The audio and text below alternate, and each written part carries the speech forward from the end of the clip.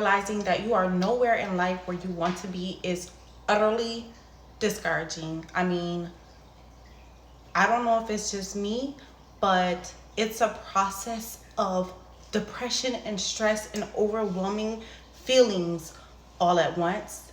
And I'm going to help you get through it. I cannot tell you how many times in life I have woken up and been completely disappointed at where I am on my pattern of life, like not having enough education or not being a social bug, networking, being among other women or among, my peers, not, feeling enough, feeling inadequate about life in general and where I am on this spectrum. It can be completely daunting and it can be nerve-wracking.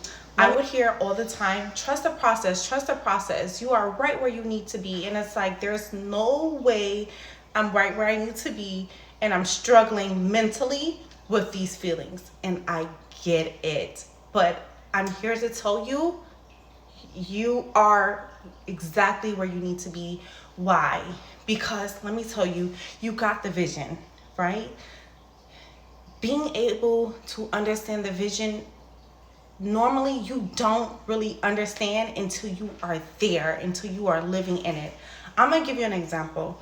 I had a teacher when I was in 7th grade, and I hated her. Like, I hated her guts. It seemed like she was so hard on me. Out of all the students in the class, she targeted me. I felt very targeted and just selected to be her bully. I mean, the other way around. I just felt bullied and not heard. And it wasn't until about my senior year in high school where I started to get it. I started to understand that the reason why she was so hard on me wasn't because she didn't like me, because her expectations for me were so much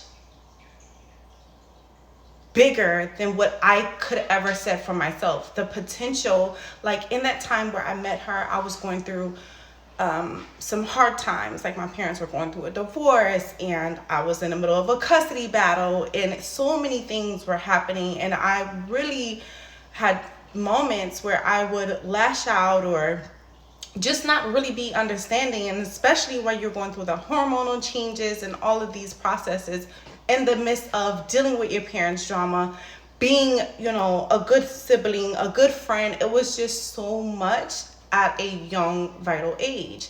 And it wasn't until my senior year, until I had a job and went through so much more and watched my brother grow and tried to help him in other areas and, sit back and observe people and watch them. And then you go in and you support them and you encourage them. And going through these cycles, I learned during my senior year that she really didn't have it out for me. I needed to learn patience. I needed to learn maturity. I needed to learn to respect authority. And she was really just trying to get my attention in these ways where I struggled the most. In other words, I had to watch people grow and go through some things while I was growing through things in life to get a better understanding of, I'm not under attack, or it's not her not liking me, or it's not me doing something wrong that's causing her to target me. It was simply my mindset and my perspective and me not putting forth the effort. And she was able to see that and she called me out on it. And I wasn't used to adults holding me accountable. Like, I wasn't used to being disciplined. And it really caught my attention by that time in my senior year. Like, hold on, because going through the motions and going through some things, being an older sibling to a younger brother, it was like, okay, I get it. I get that sometimes you can't coach somebody through something. They actually have to gain experiences themselves and really realize how much value they bring to the table. A lot of times we are where we need to be because we are struggling with the fruits of the Spirit, with being honest, with being upfront, with being authentic, with being ourselves. A lot of times we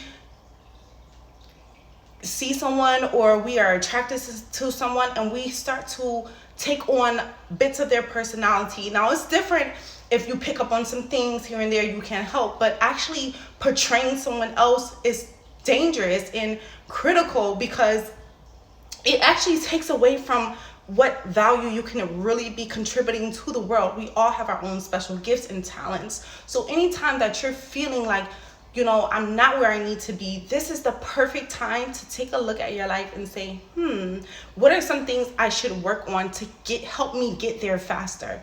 Do I need to listen more, right? Should I be more compassionate? Do I need to be more patient? All of these wonderful features that create our personality is very well needed in successful places. And I've seen a lot of people fumble the bag. Like, they will get there, and because they lacked getting all of these wonderful qualities, they fumble, and that's it. A lot of times when you fumble that bag, you don't get a second chance. So at the end of the day, I have such gratitude and grace for myself. Even when I wake up in these moments and I don't feel I am where I need to be, this is a reminder. Hey, a red flag. What can I be working on? What can I be more diligent about?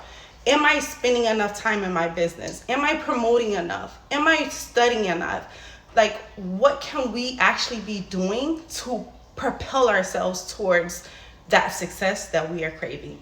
So I hope this helps. Don't be hard on yourself. I've been there. I've done that.